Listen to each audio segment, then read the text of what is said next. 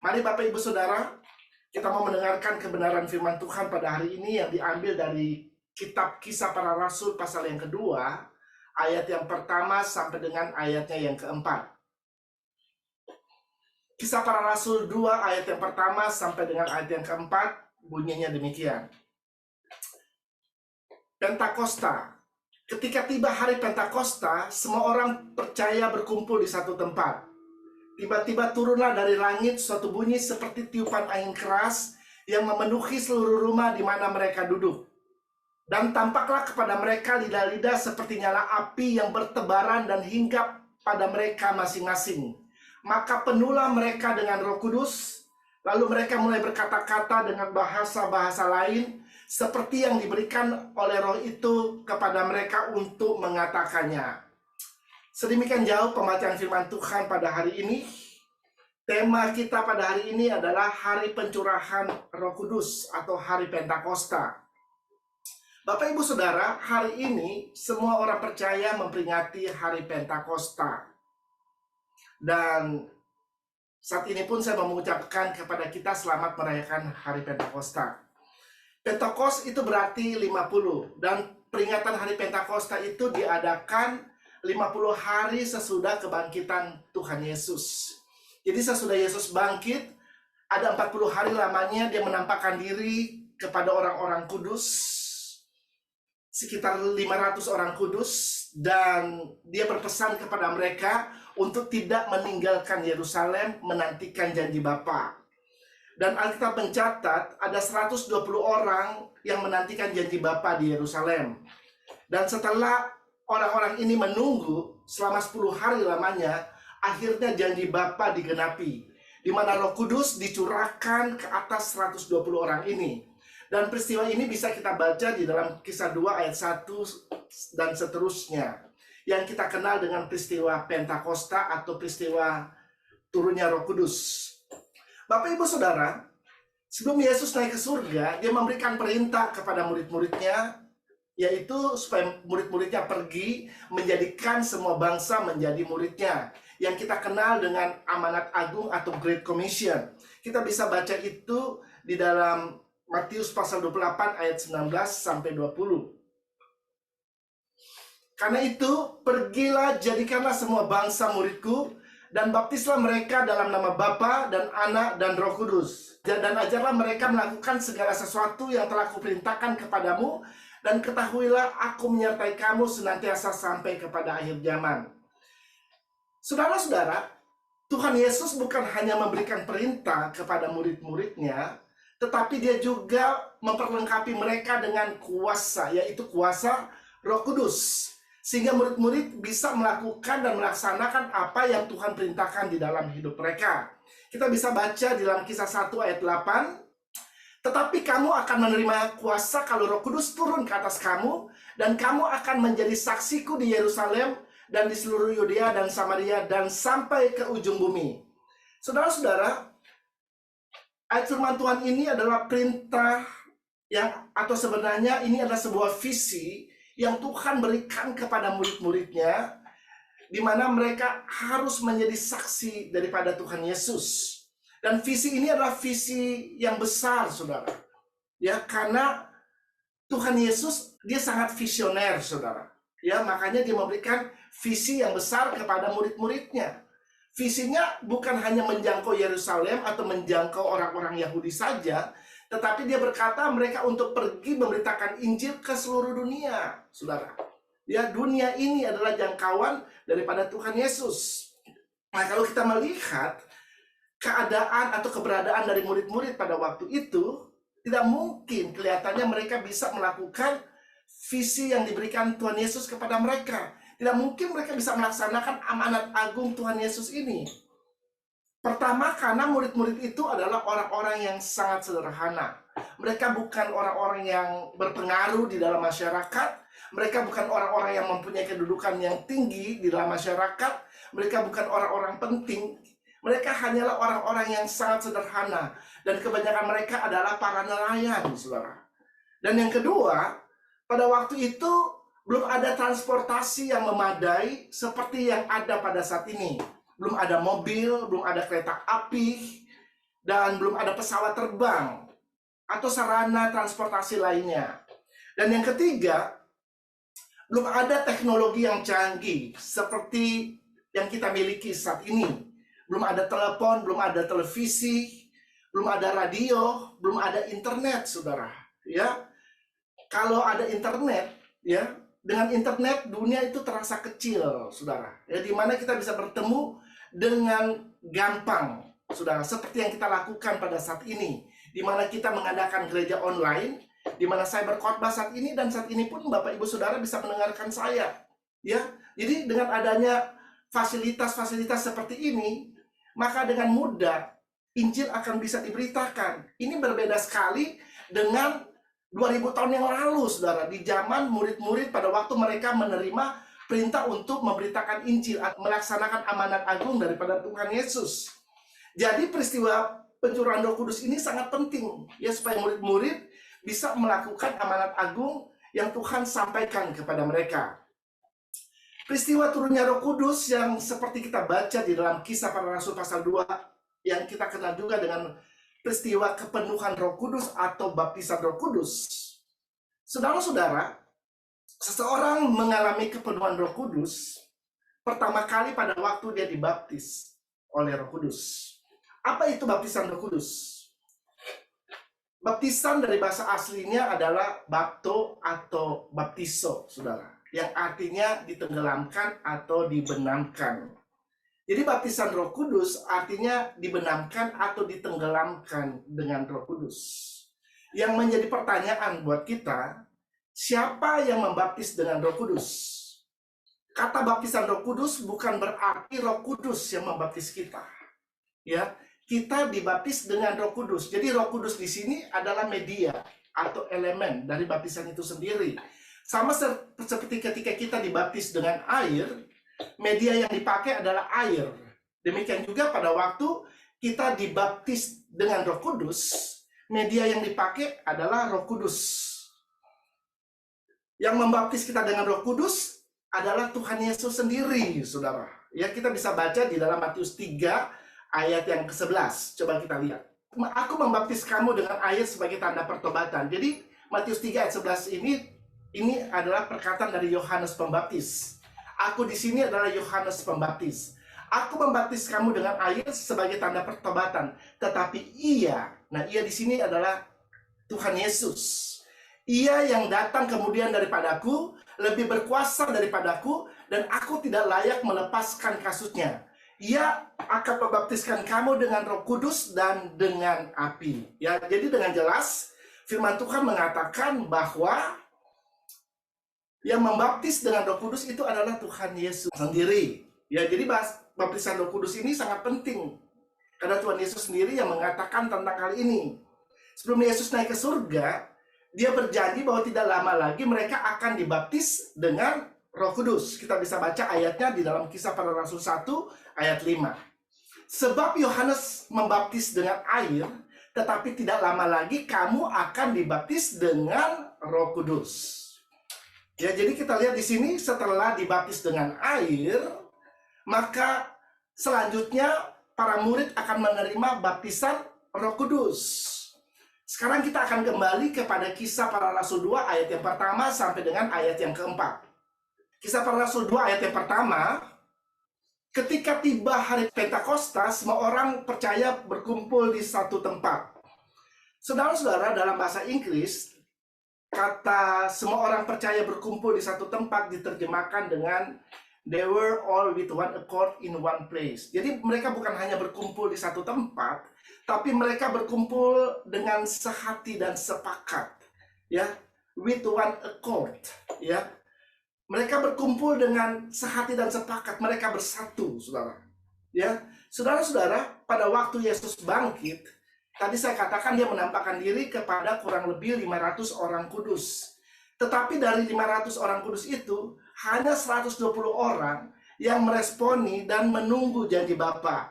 Jadi tidak semua orang yang pernah melihat kebangkitan dan kenaikan dari Tuhan Yesus yang meresponi pesan Tuhan, di mana mereka harus menunggu janji Bapa di Yerusalem. Ya, dan 120 orang ini mereka berkumpul, mereka berdoa di loteng di Yerusalem.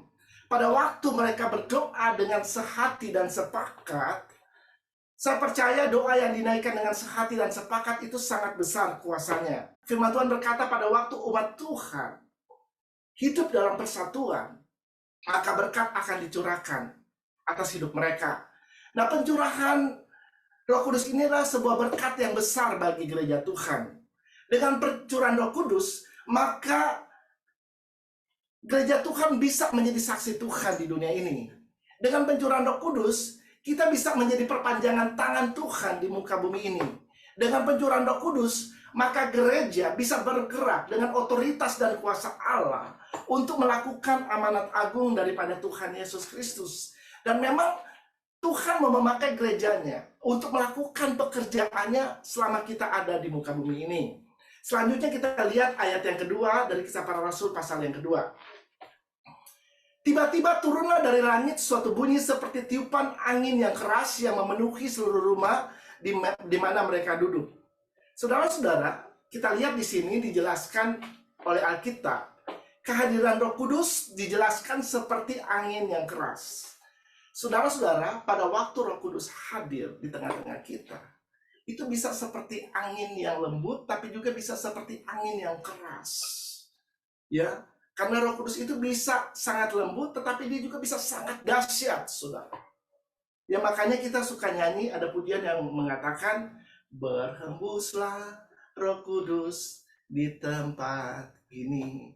Berhembuslah Roh Kudus dengan kuasanya. Amin, saudara. Jadi kehadiran Roh Kudus itu seperti angin, dikatakan di dalam Alkitab. Ya, dan Alkitab mencatat pada waktu hari Pentakosta, kehadiran Roh Kudus itu seperti angin yang keras yang memenuhi seluruh rumah di mana mereka berkumpul pada waktu itu. Jadi artinya di sini kehadiran Roh Kudus membersihkan segala sesuatu yang kotor, membersihkan segala sesuatu yang tidak berguna, saudara, yang ada di tempat itu. Roh Kudus mempersiapkan, yang mengadakan preparation, ya, sebelum dia akan turun. Dia akan landing kepada 120 orang yang berkumpul pada waktu itu. Dan kita akan lanjut ke ayat yang ketiga. Dan tampaklah kepada mereka lidah-lidah seperti nyala api yang bertebaran dan hingga pada mereka masing-masing. Saudara-saudara, Alkitab menjelaskan mereka melihat lidah-lidah seperti nyala api yang hingga pada mereka masing-masing. Jadi setiap orang yang hadir pada waktu itu, yang ada 120 orang banyaknya, tiba-tiba mereka melihat ada lidah-lidah api yang bertebaran, dan lidah-lidah api itu hingga pada setiap orang yang hadir di situ. Jadi masing-masing dari orang yang hadir di situ, mereka menerima satu lidah api. Karena ada 120 lidah api yang turun ke atas mereka pada waktu itu. Artinya, Tuhan melihat dan menghitung ada beberapa orang yang hadir di ruangan itu pada waktu itu. Ya, ada berapa orang yang setia menantikan janji Bapa. Ya, jadi kepada setiap orang itu diberikan satu lidah api, ya. Dan pada waktu lidah-lidah api itu turun ke atas mereka, pada waktu itu kuasa Allah turun atas hidup mereka. Dan dengan kuasa Allah, mereka bisa bergerak dengan otoritas dan kuasa Allah. Mereka bisa bergerak dengan pengurapan yang Tuhan berikan dalam hidup mereka. Dan pengurapan itu bekerja dalam hidup mereka, dan mereka bisa melakukan pekerjaan Tuhan yang berbeda-beda, saudara. Ya, pada waktu Roh Kudus turun ke atas Saul, Daud, dan Gideon, ya, pada waktu mereka dipenuhi oleh Roh Kudus, mereka dipakai oleh Tuhan dengan cara yang berbeda-beda, saudara. Ya, dan Tuhan bisa memakai kita dengan cara yang mungkin berbeda-beda, saudara. Tetapi caranya bisa berbeda, tetapi tujuannya adalah untuk memuliakan nama Tuhan. Amin, saudara. Haleluya. Kenapa kita bisa dipakai dengan cara yang berbeda-beda? Karena Allah kita adalah Allah yang sangat kreatif. Ya, bukan hanya kreatif, saudara. Dia adalah Allah yang super kreatif. Ya, kalau Anda melihat snowflakes, ya, kalau di musim winter di Amerika sini, ya, biasanya ada salju yang turun. Ya, dan salju itu ada begitu banyak, di mana-mana ada salju, saudara. Dan bentuk salju itu tidak ada satupun yang sama. Satu dengan yang lain itu berbeda, saudara. Ya, jadi itu luar biasanya Tuhan, ya. Dia menciptakan segala sesuatu berbeda, ya. Bahkan manusia, kita ini diciptakan berbeda satu dengan yang lain, saudara. Nggak ada yang sama. Fingerprintnya pun berbeda, saudara. Ya, makanya kita suka disuruh ambil fingerprint. Karena fingerprint dari manusia itu setiap orang berbeda. Kenapa? Karena Allah kita adalah Allah yang kreatif. Ya, dia tidak menciptakan masa produksi, saudara. Ya, dia menciptakan kita semua berbeda. Tidak ada yang sama satu dengan yang lain. Ya, kita bukan masa produksi. Ya, tetapi kita ini adalah masterpiece, mahakaryanya Tuhan. Amin, saudara. Karena Tuhan kita adalah creator, bukan duplicator. Amin. Haleluya. Demikian juga dengan kita sebagai gereja Tuhan, kita bisa dipakai oleh Tuhan dengan cara yang berbeda, sesuai dengan pengurapan yang bekerja di dalam diri kita. Ada banyak pelayanan yang bisa dilakukan di dunia ini, saudara. Ya, karena Allah kita sangat kreatif. Dia bisa memakai gerejanya dengan berbagai macam cara untuk memberitakan Injil. Tetapi tujuannya hanya satu. Pelayanan-pelayanan itu dilakukan supaya orang bisa mengenal Kristus, supaya orang bisa datang kepada Tuhan, supaya orang bisa mendengarkan Injil dan menjadi percaya kepada Dia dan diselamatkan. Selanjutnya kita akan lihat apa kualifikasi supaya kita bisa dipenuhi dan dibaptis dengan Roh Kudus. Ya, yang pertama kita bisa baca di dalam Kisah Para Rasul 2 ayat 38. Jawab Petrus kepada mereka, "Bertobatlah dan hendaklah kamu masing-masing memberi dirimu dibaptis dalam nama Yesus Kristus untuk pengampunan dosamu, maka kamu akan menerima karunia Roh Kudus." Yang pertama, untuk menerima Roh Kudus, kita harus mengalami kelahiran baru atau born again. Saudara-saudara, sebelum menerima karunia Roh Kudus, seseorang harus bertobat dan dilahirkan kembali. Ya, orang harus lahir baru. Artinya orang-orang yang sudah lahir baru adalah orang-orang yang sudah ditebus oleh darah Yesus. Dan orang-orang yang sudah ditebus oleh darah Yesus adalah orang-orang yang berhak menerima janji-janji Allah. Dan janji Allah kepada setiap orang percaya setelah mereka bertobat, salah satunya adalah mereka akan menerima karunia atau anugerah Roh Kudus. Roh Kudus itu adalah anugerah atau karunia yang besar bagi gereja Tuhan. Ya. Dan Roh Kudus itu diberikan kepada kita, saudara. Dengan adanya Roh Kudus dalam hidup kita, maka memungkinkan kita untuk bisa menjadi saksi Tuhan. Dengan adanya Roh Kudus dalam hidup kita, itu membuat kita bisa menjadi perpanjangan tangan Tuhan selama kita ada di dunia ini. Dan dengan kuasa Roh Kudus yang bekerja di dalam hidup kita, maka kita akan bisa bergerak dengan otoritas dan kuasa Allah. Dan 9 karunia Roh Kudus, seperti yang dicatat dalam kitab Korintus, bisa termanifestasi melalui hidup kita. Dan dengan Roh Kudus ada dalam hidup kita, saudara bisa melakukan amanat agung daripada Tuhan Yesus. Itu yang pertama. Jadi seseorang harus bertobat dan mengalami kelahiran baru. Yang kedua, kita harus punya rasa haus atau kerinduan untuk menerima Roh Kudus itu sendiri. Kita bisa baca ayatnya di dalam Yohanes 7 ayat 37 sampai dengan 39. Dan pada hari terakhir, yaitu pada puncak perayaan itu, Yesus berdiri dan berseru, "Barang siapa haus, baiklah ia datang kepadaku dan minum. Barang siapa percaya kepadaku, seperti yang dikatakan oleh kitab suci, dalam hatinya akan mengalir aliran-aliran air hidup." Ayat 39. Yang dimaksudkannya ialah roh yang akan diterima oleh mereka yang percaya kepadanya, sebab roh itu belum datang karena Yesus belum dimuliakan. Haleluya. Jadi kita harus memiliki rasa haus akan air kehidupan, saudara. Aliran-aliran air hidup yang dimaksud di sini dikatakan di dalam ayat 39 itu adalah Roh Kudus yang akan diterima bagi orang yang percaya kepadanya. Bagi orang-orang yang haus akan Tuhan, pasti mereka akan dipuaskan oleh Tuhan. Dan orang-orang yang haus akan Roh Kudus, pasti mereka akan menerima Roh Kudus. Roh Kudus akan dicurahkan atas hidup mereka, saudara. Artinya Roh Kudus, ketika mereka menerima Roh Kudus itu akan bekerja secara dahsyat di dalam hidup mereka. Dan Roh Kudus akan memimpin mereka di dalam seluruh kebenaran. Haleluya. Yang ketiga, berdoa dan meminta Roh Kudus dengan iman. Kita bisa baca ayatnya di dalam Lukas pasal 11 ayatnya yang ke-13. Jadi jika kamu yang jahat tahu memberi pemberian yang baik kepada anak-anakmu, apalagi Bapamu yang di sorga, Ia akan memberikan Roh Kudus kepada mereka yang meminta kepadanya. Haleluya. Jadi saudara, dikatakan dalam firman Tuhan ini, jika jika kamu yang jahat tahu memberikan yang baik kepada anak-anakmu. Ya, jadi kita aja tahu memberikan yang baik kepada anak-anak kita, apalagi Bapa kita di surga, saudara. Dia akan memberikan Roh Kudus kepada kita yang meminta kepadanya. Ya, saudara perhatikan kata Ia akan memberikan Roh Kudus kepada mereka yang meminta kepadanya. Ya, jadi Tuhan itu akan memberikan kalau kita meminta kepada Dia. Kita meminta, kita berdoa dan meminta supaya kita boleh menerima Roh Kudus. Kita bisa menerima baptisan Roh Kudus itu. Karena itu sangat penting dalam kehidupan kita untuk supaya kita bisa dipakai menjadi saksi Tuhan selama kita ada di dunia ini. Ya.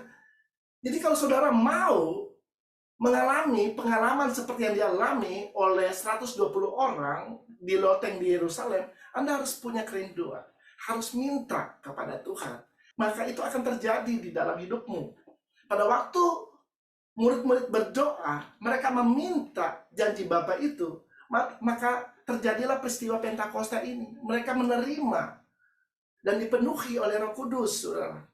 Ya, kita lanjut ke ayat keempat dari Kisah Para Rasul 2. Maka penuhlah mereka dengan Roh Kudus, lalu mereka mulai berkata-kata dalam bahasa-bahasa lain, seperti yang diberikan oleh Roh itu kepada mereka untuk mengatakannya. Haleluya.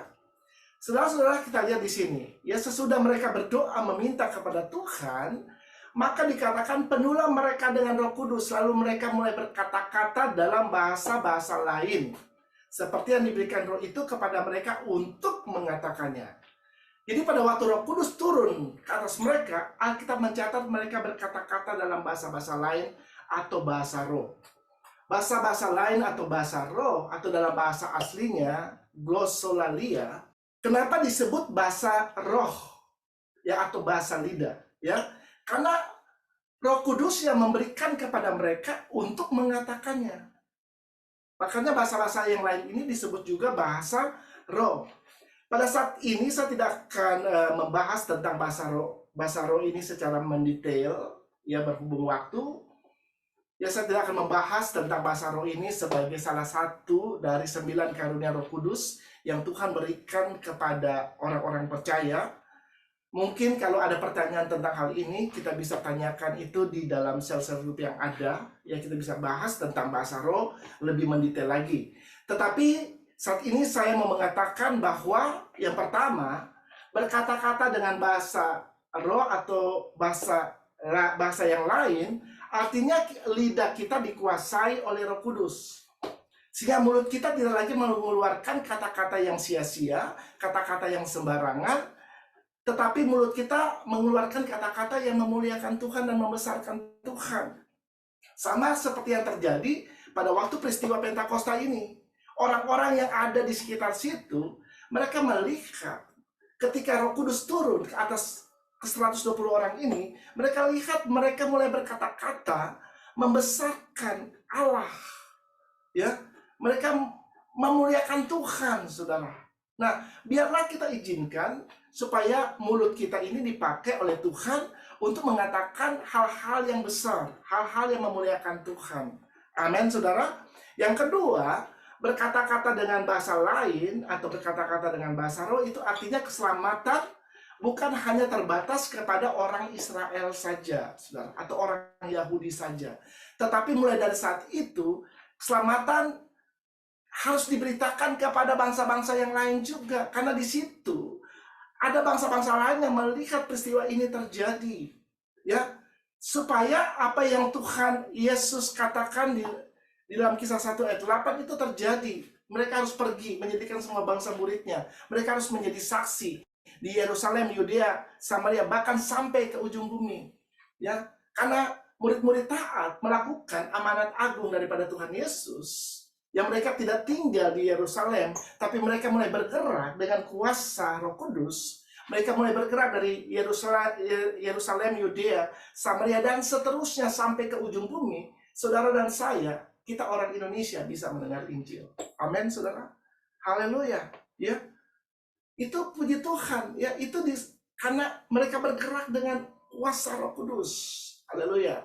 Yang ketiga, berkata-kata dengan bahasa lain artinya sesuatu yang supranatural terjadi, di mana murid-muridnya berbicara dan berkata-kata dengan bahasa yang mereka tidak mengerti dan belum pernah mereka pelajari sebelumnya. Dan memang sebagai orang percaya, kita harus berjalan di alam yang supranatural, di mana alam yang supranatural ini menjadi natural bagi orang percaya. Bukan karena kita hebat, tetapi karena ada Roh Kudus. Ada kuasa Roh Kudus di dalam hidup kita. Dan Roh Kudus itu akan memanifestasikan kuasanya melalui kita, saudara. Melalui hidup kita. Di mana apa yang tidak mungkin bisa menjadi mungkin. Karena kuasa Roh Kudus itu dari bahasa aslinya adalah dunamos. Dunamos itu mempunyai arti yang pertama adalah power in action, ya. Di mana dengan kuasa daripada Roh Kudus memungkinkan murid-murid ini untuk bergerak dan tidak ada lagi yang dapat menghalangi mereka. Mereka mulai bergerak dari Yerusalem, Yudea, Samaria sampai seterusnya. Tidak ada sesuatu pun di dunia ini yang dapat menghalangi mereka. Yang kedua, Roh Kudus itu dari kata dunamos mempunyai arti to perform miracles. Ya, mereka melakukan hal-hal yang tidak mungkin bisa menjadi mungkin. Ya, mereka adalah orang yang sederhana tadi saya katakan, tetapi dengan kuasa Roh Kudus mereka bisa dipakai oleh Tuhan untuk memberitakan Injil ke seluruh dunia. Haleluya. Saya tidak akan memperpanjang khotbah pada hari ini. Saudara-saudara, sekali lagi kalau kita mau mengalami pengalaman Pentakosta ini seperti yang dialami oleh 120 orang murid ketika mereka ada di loteng di Yerusalem, mari kita memiliki rasa haus akan Tuhan. Dan saya percaya orang yang memiliki rasa haus, kerinduan akan Tuhan, pasti mereka akan dipuaskan. Kalau engkau rindu, Roh Kudus dicurahkan atas hidupmu, miliki rasa haus akan Dia. Saya percaya engkau akan menerima Roh Kudus.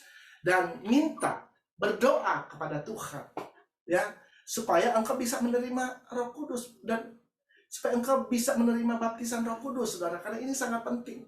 Dengan hidupmu dipenuhi oleh Roh Kudus, maka engkau akan bisa bergerak menjadi saksi Tuhan. Ya, engkau akan bisa menjadi perpanjangan Tuhan selama engkau ada di dunia ini. Dan engkau bisa melakukan apa yang menjadi amanat agung daripada Tuhan. Dan itu hanya dimungkinkan ketika Roh Kudus ada di dalam hidup kita dan bekerja melalui hidup kita. Melakukan pekerjaan Tuhan melalui hidup kita. Amin.